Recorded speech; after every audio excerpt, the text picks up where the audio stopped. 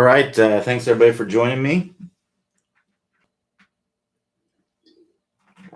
We'll go ahead and get started. If you got your questions, go ahead and post them. It's going to be below the video if you're on a smaller screen, like a mobile device. If you're on a larger screen, like a desktop, something like that, it's going to be to the right of the video. So I start with questions that were asked up to an hour before. So I'll be starting here with David K. So if you happen to post your question more than an hour ago, no worries. Just copy and paste your question, and then we'll get it answered later on in the office hours. Reason why I do is I just want to answer questions for people who I think are here waiting to see their question get answered. Let me put my phone on do not disturb. There we go. So as I mentioned, we'll start here with David K. So David K says, Q, do you still do the move when hitting a cut fade? I see Markawa and Johnson both really bow their lead hand at the top of the swing, and this is their swing shape, but I thought the purpose of the move was to close the face and create a draw shape. Yeah, so you still are doing the move when you are hitting a fade or a cut. You're just not going to close the face as much. So in order to hit a fade or a cut, the face just needs to be open to the path of the club. So the reason why we want to shallow out the club is to promote more body rotation and get the club working down on plane along with that body rotation. See, a lot of times what happens is the club will get steep. People make compensations that won't allow them to rotate their body, make them stand up and flip and things like that. So what we want to do is we want to get the club shallowing out to promote more body rotation, which allows you to stay in your posture and be able to get the hands more in front and get more compression on the ball. So, we're just shallowing out the club so that way we can have the club relatively on plane when, when you get the body rotating. So now that you're getting body rotating, we now need to get the face square in a different way in order to square up the face. You have to close the face in a different way. So if you're someone who used to come down steep, you're generally going to stand up and flip at the golf ball, right? So what that means is you're going to be releasing the club early as a means to square up the face. Releasing the club early squares up the face. That closes the club face, right? So if I get the hands more in front, that's actually going to open the club face. And now what I need to do to square it back up is I need to use those proper wrist angles that we talk about in the move, the bowing of the lead wrist, the bending back of the trail wrist. So that's what those players are doing, is they're getting the face squared up. So if they're hitting a fade, what they're going to do is they're just going to not bow the wrist as much to leave it a little bit open to hit the fade. So that way the face is open to the path.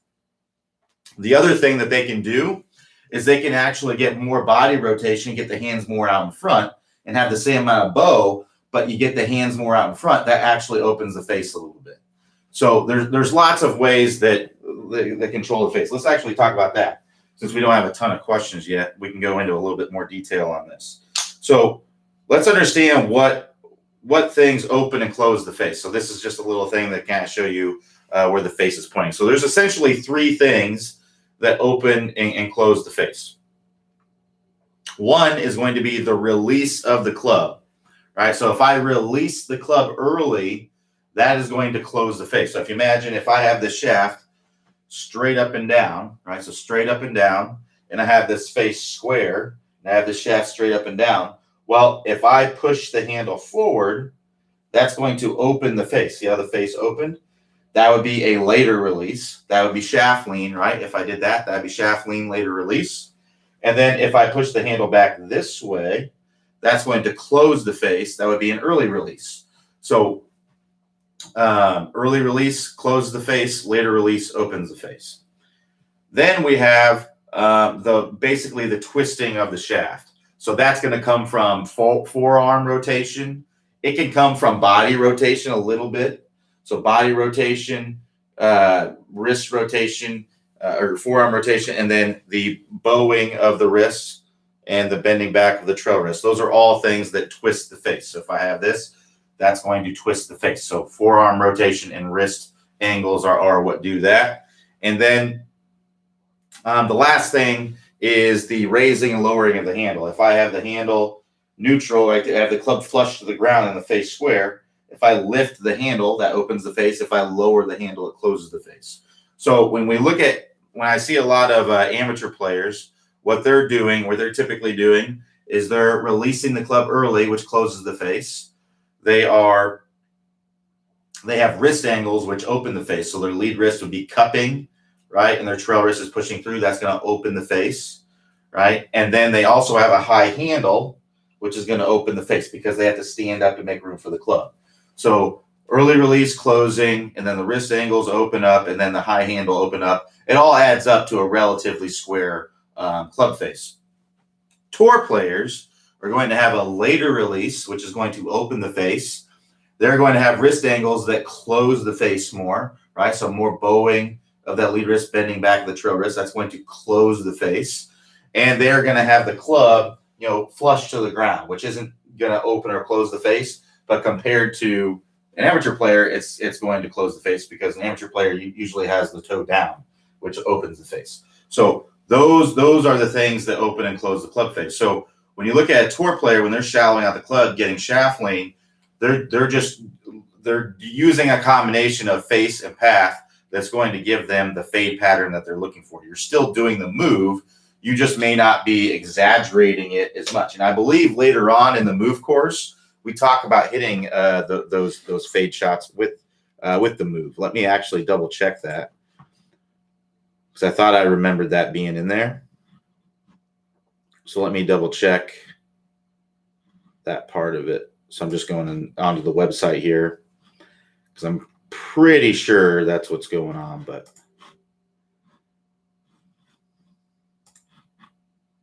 all right.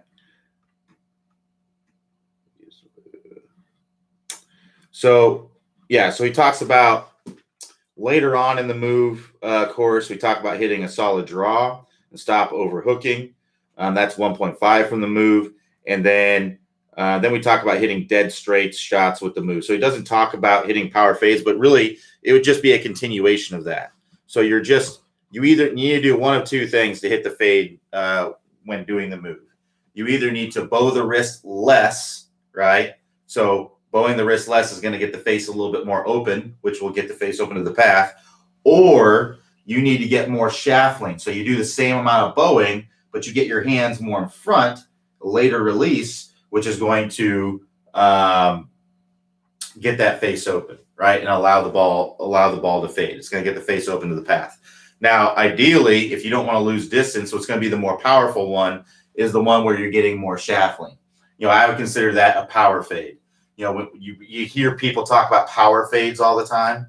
A power fade is basically where you're getting shaft lean. You're getting more shaft lean than you would in your normal shot to make up for the amount of loft that's added by opening the face. When you open the face, it adds loft, right? So that's going to be less power when you add loft. So if you get more shaft lean to compensate for that, now you have a power fade. So you have the power fade that you can do when doing the move, and then you have the one that would be less powerful, which you would do by just bowing the wrist a little bit less to have the face open. All right, so let's keep going here. So Francisco M says, I am just beginning. Would you demonstrate how the bowed wrist should be on the club? Yeah. So a bowed wrist is where we are flexing that lead wrist. So this is what's called wrist flexion. So if you imagine where the palm of the hand's pointing more down. So this is wrist extension. That's wrist flexion, right? So with that lead wrist, we want to be having some wrist flexion to square. And this is only if you're getting shaft lean. If you're someone who's early releasing the club and you just start bowing the wrist, all that's going to do is close the face, right? So you have to have shaft lean and the bowed wrist. They have to go together because otherwise you're just going to close the face, right? So just to kind of demonstrate, let me put so if I'm someone who early releases, right? I'm early releasing and I normally have a square club face. So my lead wrist is cupped. My trail wrist is pretty flat here, but I'm early releasing, but I have a square club face. I can hit a functional shot if I do that. But if I come in and I early release and now I bow my wrist, right, and I early release, that club face is pointing so far left. You're going to hit the ball a mile to the left if you do that. So a lot of times people tell me, hey, I'm hitting the ball left with the move. Well, you need to make sure that you're actually doing the move, because you could just be bowing the wrist and not getting the club shallowed out and getting the hands in front at impact, because that's really what the move is shallowing out the club, promoting more body rotation, promoting more shaft lean, and squaring the face up by bowing that wrist down.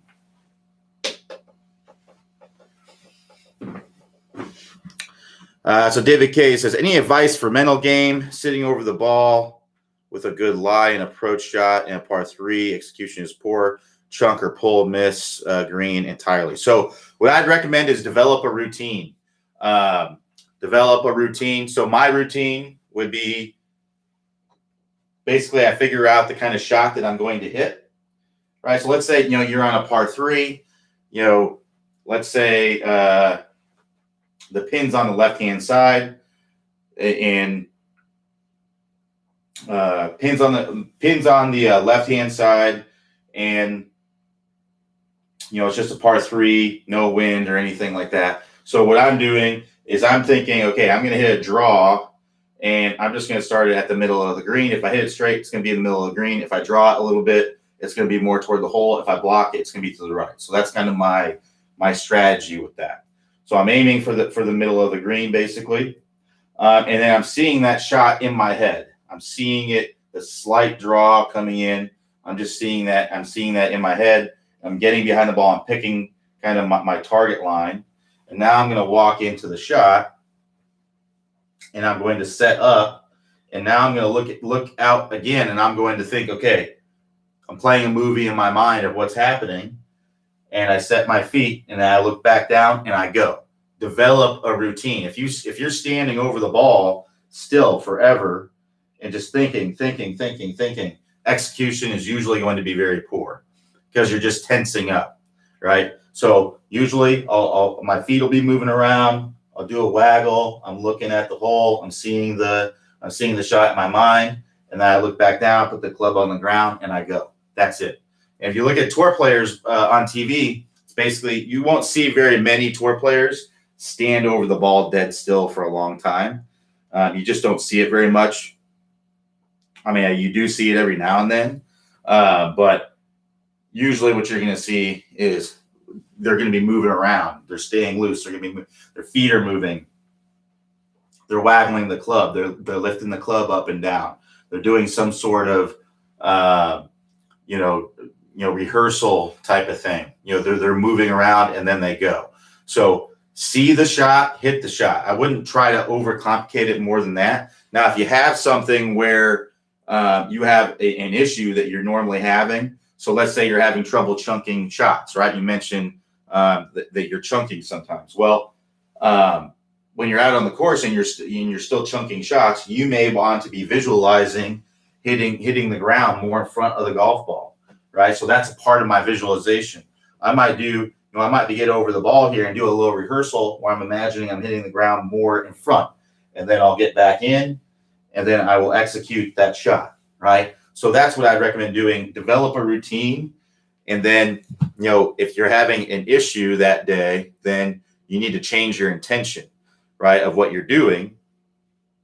Because if you keep taking the same swing and expecting a different result, right, it's more than likely, not going to happen. You have to change what you're doing to get a different result. So if it's a chunk, then that you're hitting the ground before the golf ball, try to hit the ground more in front of the golf ball.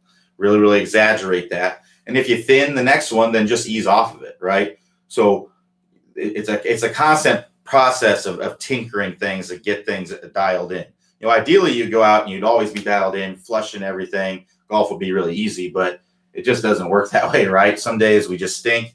Some days we don't really have a good feel for things. And some days you're just kind of battling through. And that's usually the case, is you're usually battling through. You're usually not spot on with everything. Usually something or some things are a little bit off, and you have to kind of dial those in. So that would be a part of the routine process, would be, okay, whatever piece is a little bit off, piece or pieces are a little bit off, I need to make an adjustment to get that working a little bit better.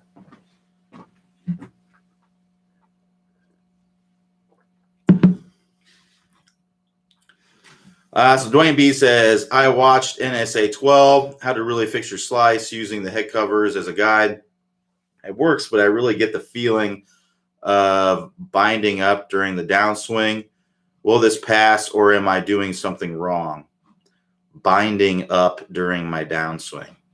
I'm not sure what you mean by binding up during the downswing. Can you give me a little bit more on that? What I will say is that, when you're swinging if you're hitting a slice and that's what you're comfortable with right now, if you do something, if the swing that you're comfortable with right now produces a slice and you change that, it's going to be uncomfortable at first for sure, because it's not the way that you naturally swing. But if you want to change that, you have to get out of your comfort zone. So if it's just a matter of you just feel a little bit uncomfortable, then it should subside as you get more repetitions with it. It could be that you're very out of position in certain areas, and it could be making things really difficult. So one, for slicers, oftentimes, a technique issue that I often see is the spine angle is really far off. A lot of times with people who slice, their spine angle is leaning toward the target at the top. Well, if you're doing that drill, right, where you're hitting through the head covers, and you're also leaning toward the target, you're going to feel like it's very, very difficult to get the club to swing from the inside. So that might be what's, binding you up. So I would check, pieces of the top speed golf system and make sure that you're nailing those pieces, because those are the pieces that allow you to swing more from the inside and things like that. So those would be things I'd be checking. It'd be hard to say if there is something technically that's binding you up without seeing your swing, but those would be the things I'd be looking at. So Edwin M says, my issues are primarily with lag and using the bottom of my body better. No speed increase during the speed training. I think it's because of the way I deliver the club.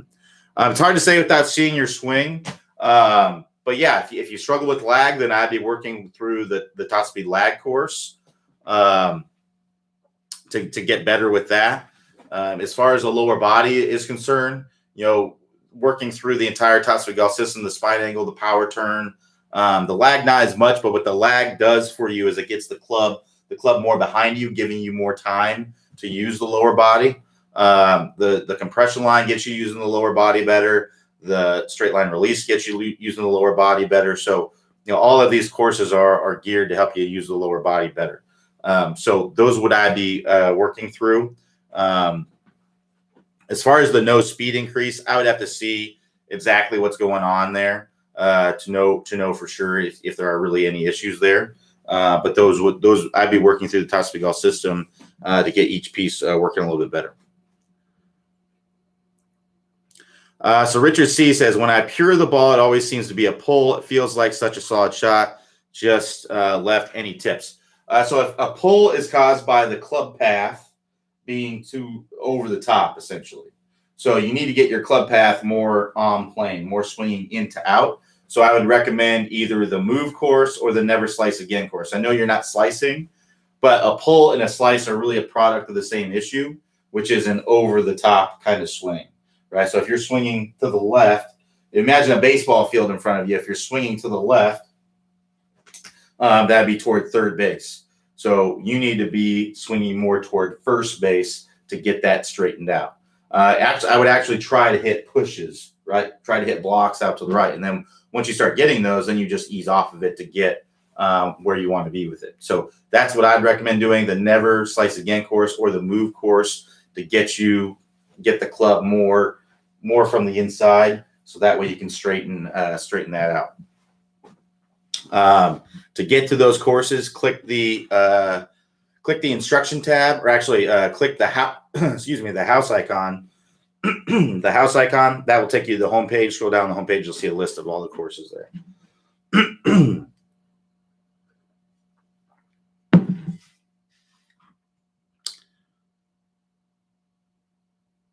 So Bud N says long, short, long works very well.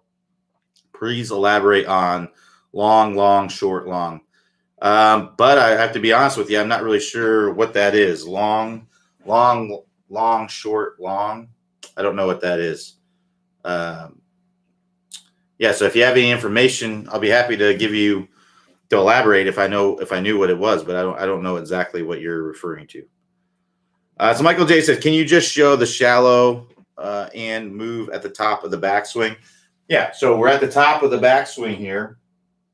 So shallowing is where we're flattening out this club, right? So this club's going from there to there. So this is steep to shallow. What I see oftentimes is people get here and the club is in this position and then it goes to steep. So this would be to a normal position to steep. This would be from a normal position to shallow. So see how the club flattens out. So basically the butt end of the club is pointing more outside the golf ball when it shallows. And then the other part of the move is where we're squaring up the face as we're doing this. So lead wrist is bowing, trail wrist is bending back. That's squaring up the face as we're coming down. So that's what the move is. The move is getting the club to shallow and the face squaring at the same time. So if we look in super slow motion from this angle, that's going to look like this. So see how my lead wrist is bowing, right? And then if you look from here, the wrist is shallowing and the wrist is bowing.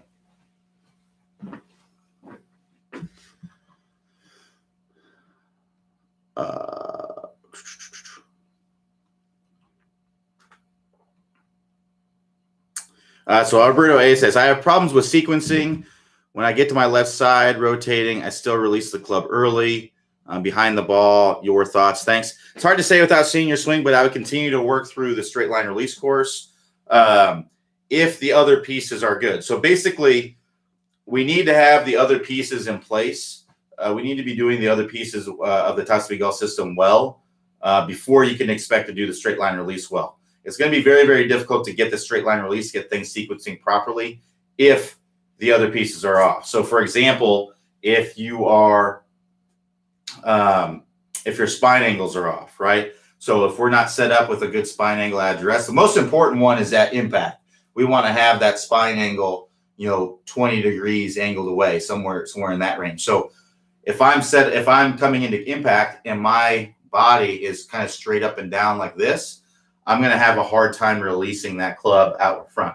I'm wanting to have it more angled away, my body opening up to be able to release that club out in front. So that's in the stable fluid spine course. So if that is off, you want to go back to that piece and take a look at that.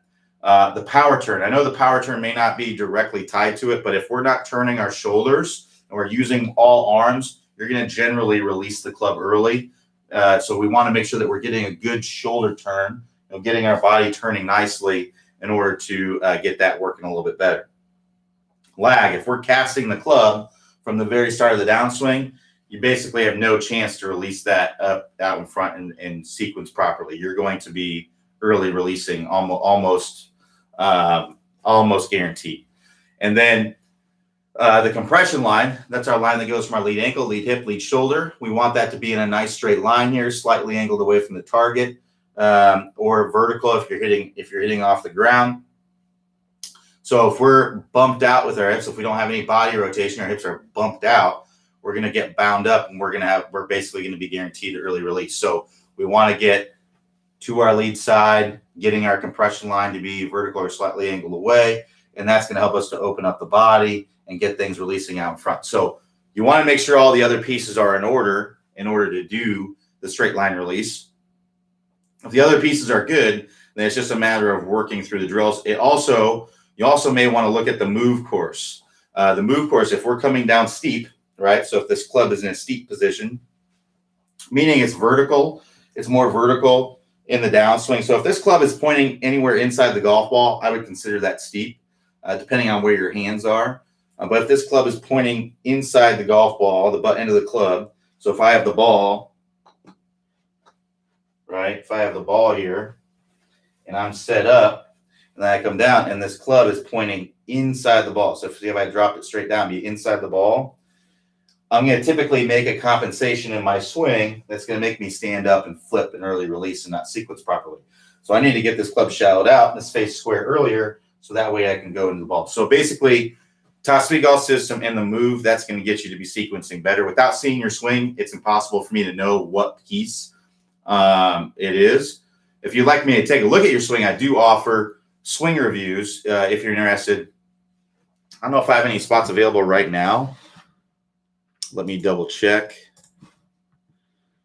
There may be some other instructors that have spots available. All right. So I actually do have some spots available right now. Robin's got some spots available, and Mike's got some spots available. So it's not usually the case when people have spots available, but right now there are some instructors with spots available. So if you're interested in getting your swing looked at by an instructor, highly recommend checking out our unlimited swing review program by clicking Get a Review in the upper right-hand corner, and that will get you to the swing review page where you can sign up and you can kind of see what swing reviews are all about. So if you want to get down to the bottom of it and want me to tell you exactly what it is to get you to where you're in better shape with it, that's what you need to do. But unfortunately, without seeing your swing, your best bet is to be working through the Top Speed Golf system. So Bud N says, your excellent tip on lag. So he's so I elaborate on that in the video. If you have a specific question about it, I'll be happy to answer it, but I elaborate on the drill in the video. I'm not sure what you're exactly wanting me to talk about as far as that goes. So Edmund M goes, so the amount of content that is provided is awesome. However, when do you move on to the next lessons when you don't feel you accomplished the first lessons? You don't. You keep working through them until you get to them. I'm not sure exactly where you're at with it, but if you're in the stable fluid spine course and you haven't accomplished a stable fluid spine, you need to stay in there until you get it. You need to keep staying in there until you get it. So, we tell you to do 1,000 reps, 3,000 reps, because that's what. There's nothing magic about that number. It's not, once you hit 1,000, you're going to get it. It's just what we found. Most people are going to need to do that many reps to get it. Some people, it may take more, and some people, it may take less. So you might be in the category where it's taking you more repetitions to get it. If somebody, not everybody's golf swing is going to be the same. Everyone's going to be having varying degrees. If your spine angle was really, really off, kind of crazy, and it's very, if you had a swing where you were really leaning toward the target at the top and then really falling away in the downswing or really falling forward and chopping down to the golf ball, getting your spine in the right position is going to be difficult because it's so far different from what you're already doing. But if you had somebody who had a little bit of maybe just a little bit of a vertical spine at the top and then they just fell away a little bit, it's not going to take as much for them to get into the right positions. It's because they're pretty close to where it should be already. They just need to make some adjustments and get the reps in to make it second nature. So it really just depends on how much you were off before and how well you're executing the drills and things like that. So everybody's a little bit different. Everybody's brain's a little bit different.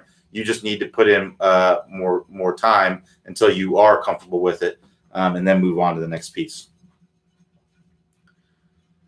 Chad R says, any tips on making swing changes during a competitive golf season? I tend to go backwards in the beginning of the swing change, so am hesitant to implement changes now. It's very, very difficult to do. I would recommend not doing it if at all possible. If you are doing it during rounds, what I would do is when you're going out and you're playing, if you're trying to play well, just focus on impact. Getting your impact to work well, and whatever you're working on just has to subconsciously make its way into your swing out on the course. Because if you focus on, let's say that you're focusing on your trail arm or whatever, and it's making you hit bad golf shots by focusing on that, then it's not really helping you play better golf, right? So focus on what helps you play better golf. Whatever you're working on has to subconsciously make its way in your swing. Now, the only time I would say to think about something, that you're working on is if it actually helps you right then and there to hit better golf shots. That would be the only time I tell you to do that. So it's tough. It's not an easy thing to do. I recommend doing it more in the off season if at all possible. So that way you can just put the hammer down. But if you're doing it during when you're trying to play well all the time and you're playing all the time and you're not really practicing that much, then I would definitely be I'd be really just focusing on getting the ball in the hole and hitting the ball well, focusing on impact. That's the main thing that matters. And only think about the change if it is actually helping you hit the golf ball better. So Michael J says, thanks, no problem. Robert M says, quick clarification on supple spine. Am I to do 1,000 reps of the 3 drills? Clay said 1,000 good reps, but never said how many of the other 2 drills. You do as many as it takes. You can do 1,000 or 3,000. You do as many as it takes. As I mentioned earlier, there is no magic number that there's nothing magic about the 1,000 or 3,000 reps. There's nothing magic about it. It's just what we have found that it takes people to do. So you do as many as it takes. If it takes 500, then it takes 500. If it takes 3,000, then it takes 3,000. If it takes 10,000, then it takes 10,000. Do as many as it takes is what it comes down to. The 1,000 reps or 3,000 reps, that is really merely just a suggestion. You do as many as it takes to get it done. So David K says, in week 2 of distance, my practice speed is 5 miles per hour faster than ball hitting speed. Any suggestion on how to put speed ball hitting? So I'm not sure.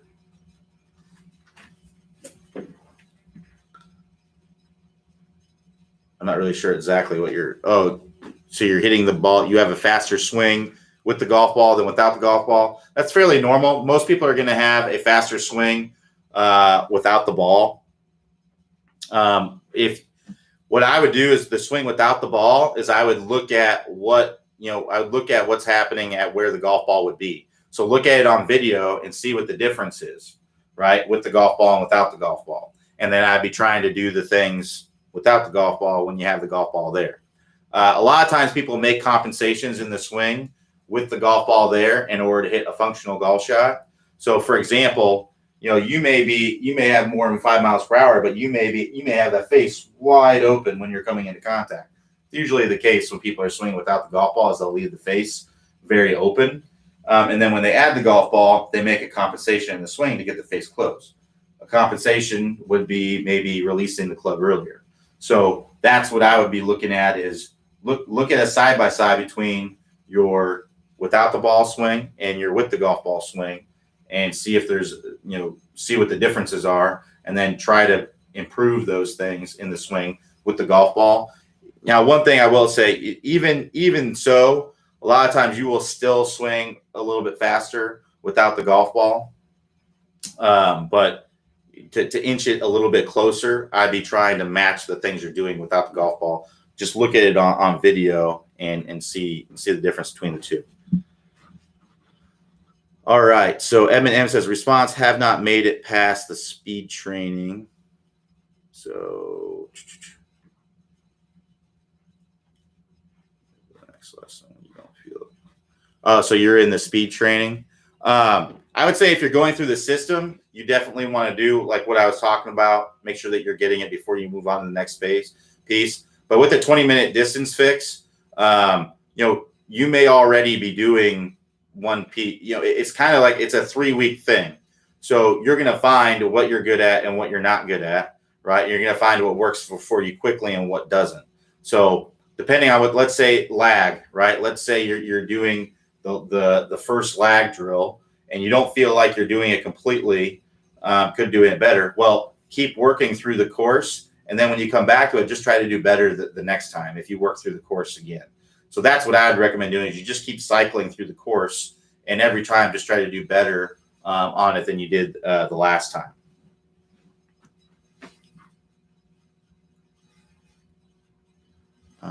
So let's keep going here. So Michael M says, Q Bud is asking about how to describe staying long in your takeaway, then long at the top. Also, Clay also did a video using the same terms. Does that ring a bell? Bud is asking about how describe staying long in your takeaway than long on the top. So basically that drill works really well because what people usually do is they'll go wide, and I talk about this in the video.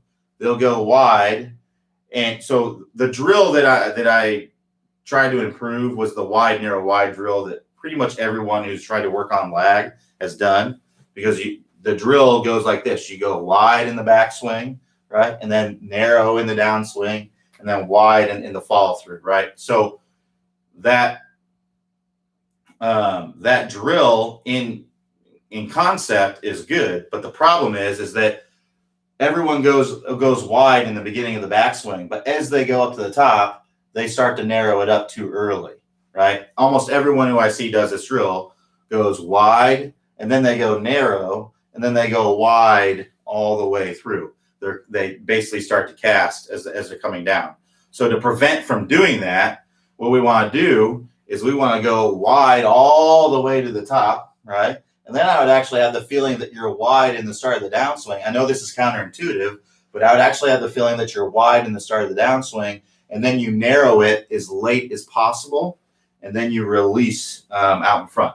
That's what the drill is. Now, technically, you're not going to be going like this when you actually do the drill. So this is in the beginning of the drill. You want to go wide, wide, narrow, wide when you're doing the pausing reps. But when you go to do this in a fluid swing and you feel like you're going wide, wide, narrow, wide, when you feel like you're doing that, the reality is that you're going to do what you're actually wanting to be doing in the wide, narrow, wide drill. It's going to look more like this, right? That's what it's going to look like. So that's why the drill is effective, because it kind of tricks your brain into doing the drill correctly. Whereas most people's brains want to go wide, narrow, wide, and then wide all the way through. Whereas that's not really, what we want to do. We want to go wide, narrow, wide, and that wide, wide, narrow, wide feeling gets you to be able to do that. So I'm not sure if that's exactly what you're asking for, but that's what that is. So how about the wide, wide, narrow, wide? Yep, that's that wide, wide, narrow, wide drill. John T says, have a problem with limiting my follow through thoughts. It'd be hard to say without seeing your swing, but most of the time when people don't come all the way through, it's because they're keeping that back foot on the ground. So it's either because they're not shifting their weight to their lead side, or they're just maybe they are shifting their weight, but they're just keeping that heel on the ground. So if I keep my heel on the ground, if I stay on my back foot, I'm going to have a hard time following through. And then if I keep my heel, let's say I do shift my weight, I get pressure to my lead foot, but I keep my trail foot heel on the ground for too long, that's basically acting as an anchor for my hips and not allowing my leg to come all the way up, right? It's not allowing my hips to come all the way around, so I can't get into a full follow through. So that's what I'd be looking at. I'd be looking at completely unweighting that trail foot and letting yourself come up on the toes as you're coming through into that full finish position.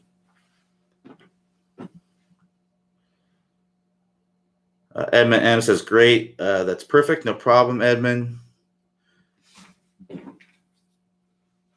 So David CM says, I need a drill to stop regrip or extra squeeze my hands as I start the downswing with my hand to the ball. It's hard to say exactly why that would be happening without seeing your swing, but I would make sure that you have a proper grip. So just to go over what a proper grip would be first, we want to basically, the club wants to go through above the base of your pointer finger and then below the base of your pinky. So it's going to be a little bit in the hands and a little bit in the fingers. And what that allows you to do, that allows you to spread your fingers nicely onto the grip and still and get some good coverage on here, get some good grip security, and still be able to hinge the club properly. So let's say I had it all the way in my fingers, right? Well, if I do that, now my fingers aren't spread out on the grip and I have gapping. Now I have a big gap right here. At least I do in my hands. If you have smaller hands, maybe not, or much larger hands, maybe not. But with my hand, I just have gapping everywhere. And you also get what's called a long thumb, which we'll talk about how that can be an issue as well. if I have it too much in my hands, right? So now I have it entirely in my hand and I grip it down. Well, again, I can't really hinge the club the way that I want to. So what we want to do is we want to have a little bit in the fingers, a little bit in the hand. So it's going to be going through above the base of your pointer and then below the base of your pinky. Wrap your fingers around, and now I have good security. My fingers are on there, are spread out on there, and I don't have any big gaps or anything. So I'm getting some good coverage on the grip. The other thing that allows me to do, we talked about the short thumb a minute ago, is that allows my thumb not to be spread past my hand. Because if it's like that, then the club is going to tend to want to move around, and you're going to have to re-grip it, right? So get your thumb short and get it next to your hand. See how that's spread apart? That's next to my hand. I want to have it right next to my hand there. So that's how that lead hand goes on there. So I'd make sure that that is proper. And then the trail hand, you have pads on each side of your hand here. So you have the thumb pad right here, and then you got the pad that's on the outside of your hand. If I squeeze my hand together, you can see how that creates a crease. That crease right here, you want that to go right on top of, or a little bit on the side of, your lead arm thumb there. That's what we want it to do. So if I have my proper grip there on my lead hand, I'm going to take my trail hand and I'm going to put it just on there like that. And again, with my trail hand, I want to have this thumb next to my hand. I don't want it spread apart. If I have it spread apart like this, then that club is going to want to move around on me, and I might be re-gripping up here. So that more than likely will take care of your re-gripping problem, is just having a proper grip. So I check your grip and make sure that it's good to go, because that's more than likely the issue.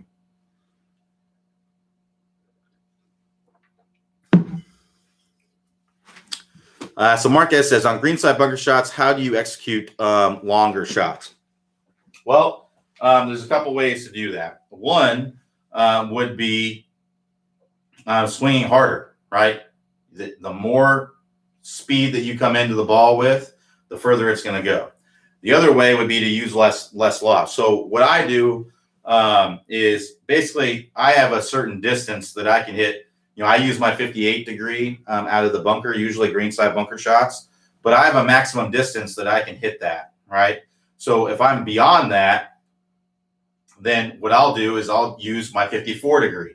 I'll do the exact same thing, right? I'll open up the face. I'll set up to it the exact same way. I'll hit the shot the exact same way, but because it has less loft, it's going to go further. So I would see how far you can hit your whatever your highest lofted wedge is, how far you can hit that, and see what that number is.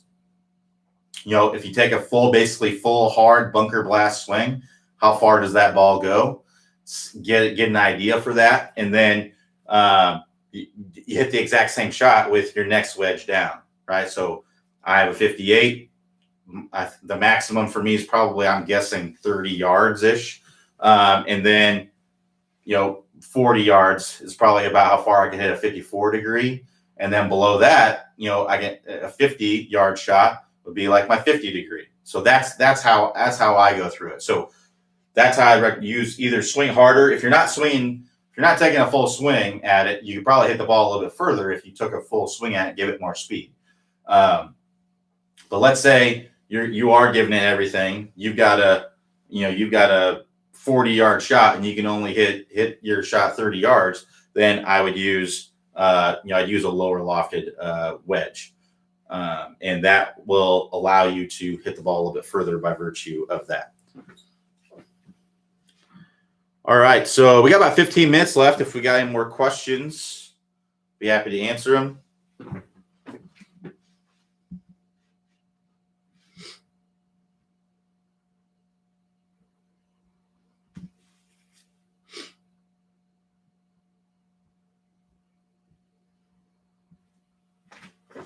All right, so we got a couple more here.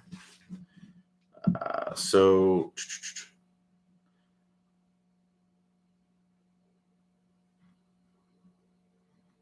Alberto A says, do you still rotate the body on a greenside bunker shot? A little bit, but not as much, because you want to let the club kind of pass. The bunker is about the only place, for a greenside bunker shot, it's about one of the only places you do want to early release the club because it exposes the bounce a little bit more when you do that. So there is some body rotation. You do turn the hips back and through a little bit, but it's not going to be as much as a normal shot because you want to let that club kind of pass in front of your hands there to be able to get the club to glide through the sand better. So PA says, Q, is there a different weight transfer between wedge, mid, and long iron shots? I mean, not necessarily. If I'm hitting a wedge, I usually don't have much of a weight transfer. If it's a full swing wedge, I just don't take very many full swing wedge shots. So it's usually like a distance control kind of shot. So usually with a wedge, I have my weight forward already, and I pretty much keep it there throughout the swing. Because, again, I'm usually just going for a set distance. But for mid and long iron shots, it's the same. If it's a full swing, it's going to be, it's going to be the same kind of weight transfer to the lead side.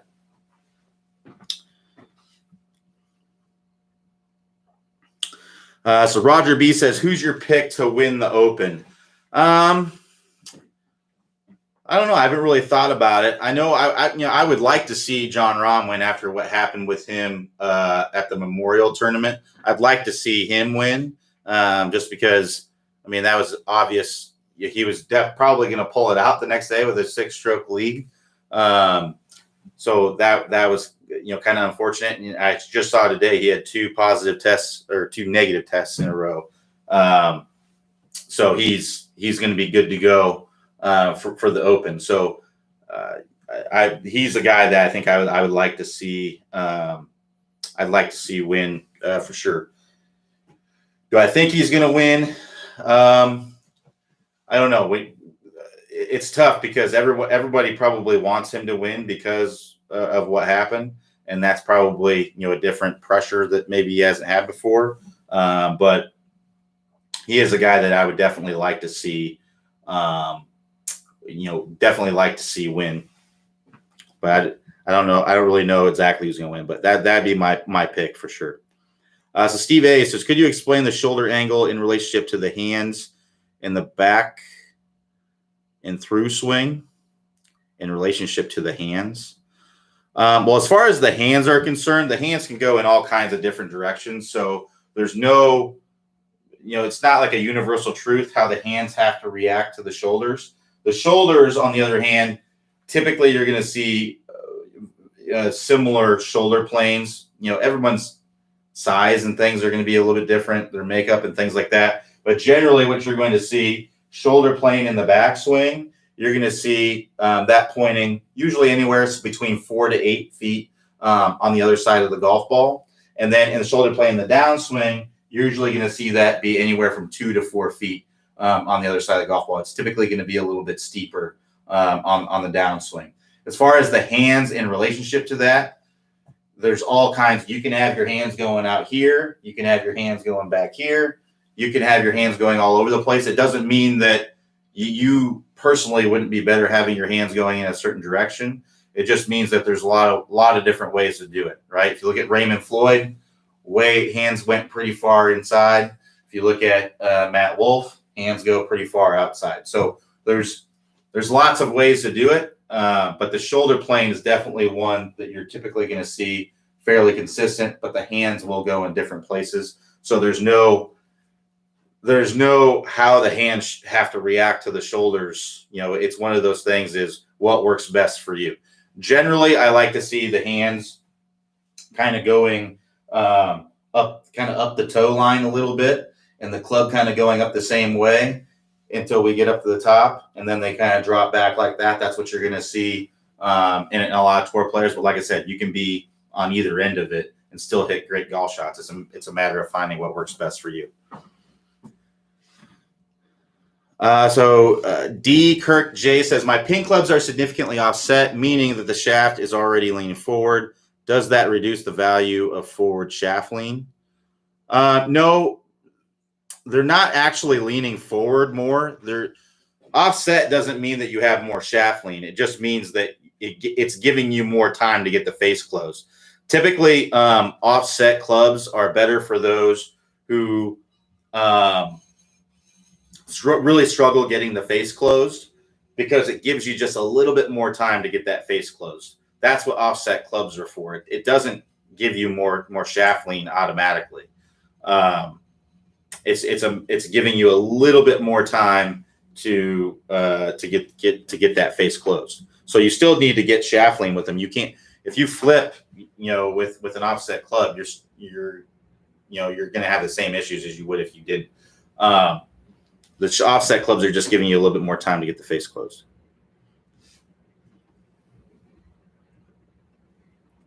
So Tyler R says, at impact, my hands are in front of my left leg.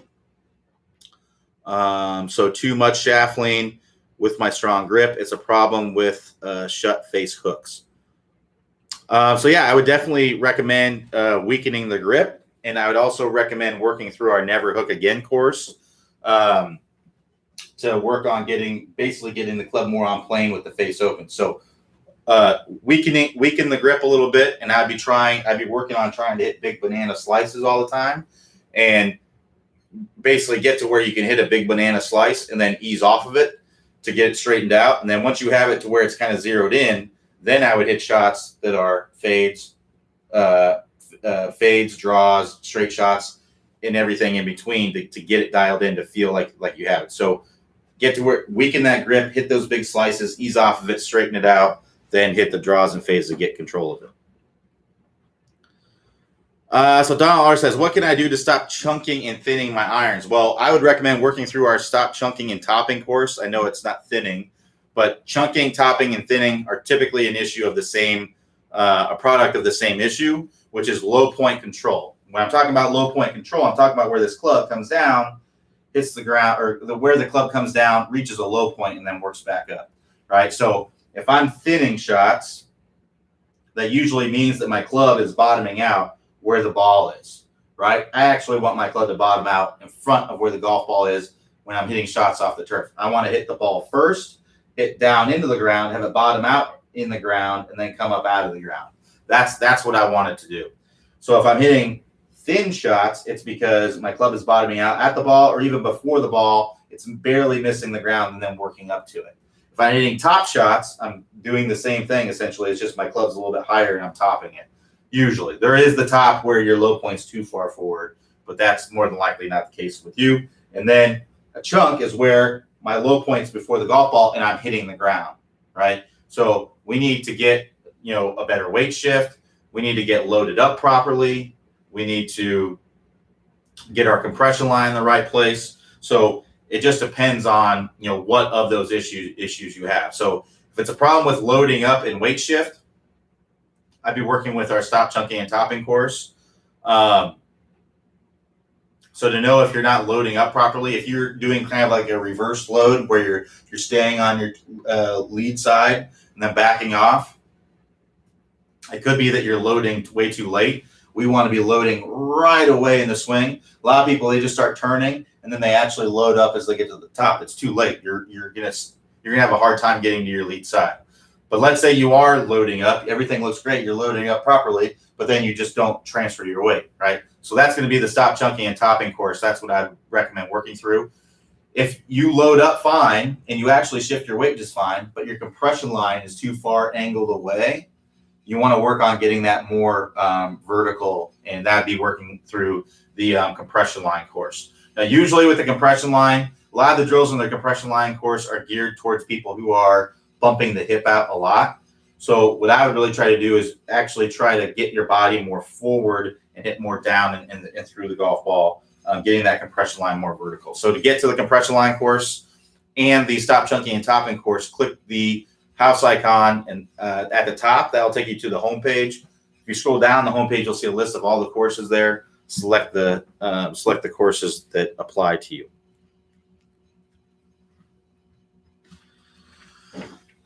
So Earl B says, hi Q, I asked this a week ago, but my modem failed minutes before you got to it. Can you repeat, please? Can you explain the correct camera setup? The swing videos, both face on and down the line. Should the camera lens be in line with the ball and perpendicular to the target line? So one thing I want to mention is if you miss your question, you can always see it in the archived office hours. So if you go to the office hours, tab at the top, then go to office hours highlights. If you scroll down the office hours highlights page, you will see where the archived office hours are. So if you ever miss your question, you can always do that, but I'll be happy to explain the camera angles. I think it'd be good for everybody. So down the line is really the one that I see people mess up the most. So for down the line, what we want to do is we want to take a club or an alignment stick and place it on the ground, point it out at a target out in the distance. And then when you set up your camera, you want to set up your camera to where it's shooting directly down that club or alignment stick, right? So this hasn't actually probably squared up perfectly, but if you have it perfect, then the club or alignment stick will be straight up and down vertical on the screen. Then when you go to set up to the ball, you want to have your toes pretty much right up on that, right? So that's going to get you right down the toe line. So that's the first piece of it. The second piece of it is you want to be somewhere between waist level and chest level. So somewhere in here is fine, right? We don't want to have it on the ground, and this is actually too high. This is like above eye level, this camera angle. So this camera angle actually wouldn't be the correct one. We want to be somewhere, have it set up anywhere from there to there. If you're using any sort of cheap tripod from Amazon or anywhere, it will typically be somewhere in this range. And then the last piece, which is also very important, is you need to have the camera far away enough to where you and the club never leave the frame. So you can't be, if you're really close, then the perspective is just going to be way off, and it also is going to cut off pieces of you, right? So you want to be able to see the club and you in the frame the entire time. Again, this is too close. If I were to take this and go up to the top, my club goes out of frame. So it needs to be further away. You don't want to cut off your legs. You don't want to cut off your head or the top of the swing. Now, if the club just goes barely out of frame, that's fine. But, it would be ideal if you stayed in the frame the entire time. And you also don't want to be too far away that you just can't see anything. So what I would recommend doing is once you find, I would paste it off. And then once you find that perfect distance away, then I would just remember, okay, it's 5 paces behind me. That's exactly where I want to set it. So I'll set up my alignment stick. I'll take 5 paces, and then I'll just set it up going directly down that.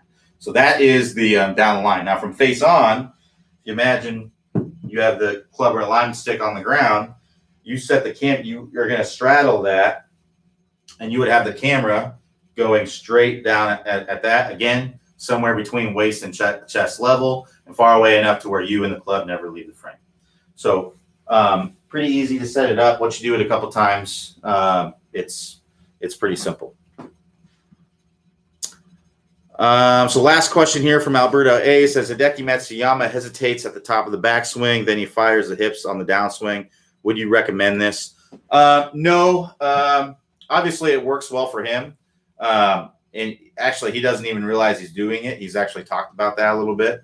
It's not generally something that I would recommend. Hey, it doesn't mean it won't work for you or be really good for you.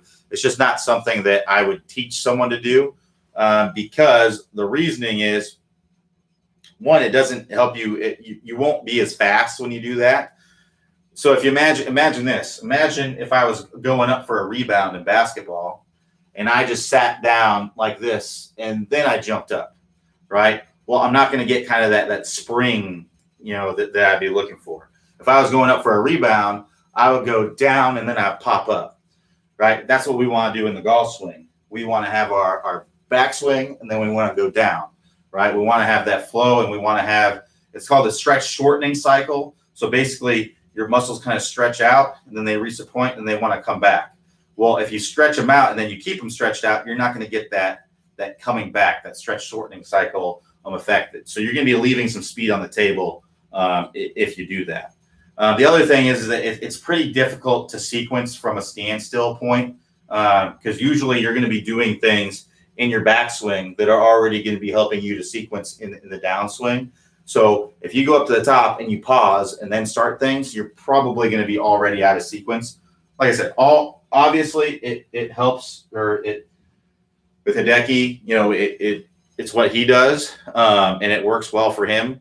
But there's a reason why you don't see every player in the world doing that. It's because it's one, it's difficult to sequence from there. the timing. You just not a lot of flow to the swing. And then you also lose a little bit of speed in doing it as well. So good question. Thanks everybody for joining me. We'll be back here tomorrow, Wednesday, 11 a.m. Eastern time. Everybody have a good rest of your day, and we'll talk to you all next time.